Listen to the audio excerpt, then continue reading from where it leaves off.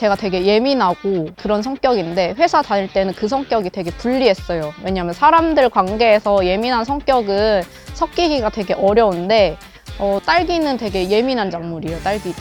그래서 문제가 생겼을 때 바로바로 대처를 해줘야지 좋은데 하다못해 해충이 생겨도 빨리 발견을 해야 되거든요. 근데 제가 예민한 성격이다 보니까 그런 걸 되게 빨리빨리 발견을 하고 대처를 할 수가 있었어요.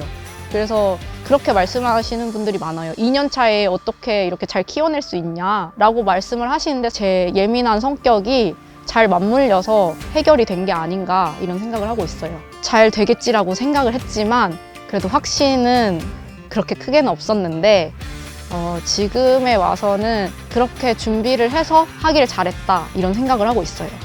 안녕하세요. 저는 양평에서 딸기 체험 농장을 하고 있는 우르른 딸기 대표 최연지입니다.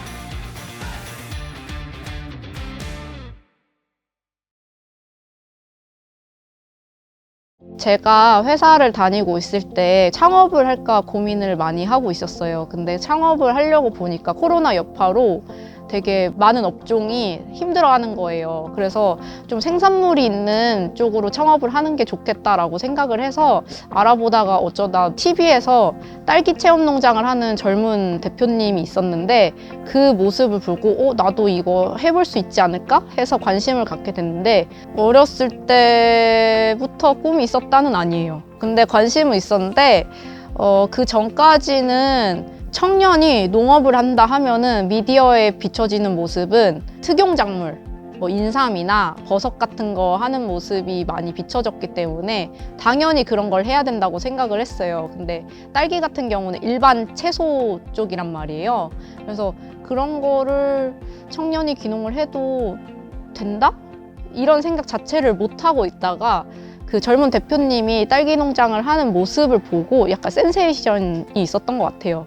그래서 알아보게 되고 수익성이나 제 성격이나 뭐든지 잘 부합할 것 같아서 선택을 하게 됐습니다. 저는 경영 전공이에요.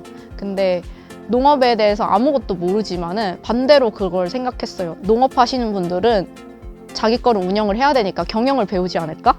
그러면 나는 그 시간이면 농업을 배울 수 있겠다 생각을 해서 조금 서두르더라도 빨리 뛰어드는 게 낫겠다라고 생각을 했어요. 그래서 청년농부사관학교라는 장기 귀농 교육이 있는데 그 교육을 6개월 듣고 나서 그 다음에 바로 딸기 농장을 시작을 했어요. 보통 딸기 체험 농장을 하면은 사실 품질보다는 양으로 승부하는 데가 많거든요. 저는 좀 차별점을 두고 싶어서 프리미엄 딸기를 생산을 하는 게 어떨까라는 생각을 했어요. 그래서 다른 농장에 비해서 저는 체험객도 많이 받지도 않고 하루에 최대 100명? 한 타임에 30명 정도 받고 있어요. 그러다 보니까 더 좋은 품질의 딸기를 생산을 해야지 더 많이 판매를 할 수 있는데 그래서 그거랑 관련된 이름이 뭐가 있을까 고민을 하다가 우르른 딸기로 하게 됐습니다. 농사의 장점은 일단은 여기가 물이 맑고 공기도 맑단 말이에요. 그래서 진짜 가장 큰 거는 건강이 많이 좋아졌어요. 건강이 많이 좋아지다 보니까 자연스럽게 제 멘탈도 좋아진 것 같은 거예요. 스스로 강해진 느낌이 들고 그리고 요즘에는 치유농업이라고 해서 일부러 작물을 만지면서 힐링을 하는 그런 활동들을 많이 한단 말이에요. 근데 그게 어쨌든 자연하고 맞닿아 있으면 자연스럽게 되는 것들이라서 제 마음이 많이 편안해진다는 게 가장 큰 장점인 것 같고 그리고 제가 회사 다닐 때는 아무리 일이 많아도 사실 연봉이란 게 정해져 있으니까 그런 거에 대해서 되게 회의감을 많이 느꼈었는데 농사는 어쨌든 제가 한 만큼 결과가 나온단 말이에요. 그래서 그런 부분에 대해서 되게 행복감을 느꼈어요. 왜냐하면 어쨌든 이게 결국에는 창업이나 다름이 없잖아요. 그래서 큰 돈을 벌고 싶다 이런 생각을 하고 있는 친구들이 많은데 사실 어떻게 처음부터 큰 규모로 잘할 수가 있겠어요. 지금 이제 큰 기업들도 물건 떼다 파는 그런 것부터 시작한 기업들도 많은데 그런 거는 생각을 못하고 큰 규모로 하려고 무리만 해가지고 그렇게 해서 사실 수익이 안 나서 다시 나중에 줄이고 아니면은 역기농을 하고 이런 경우도 많단 말이에요.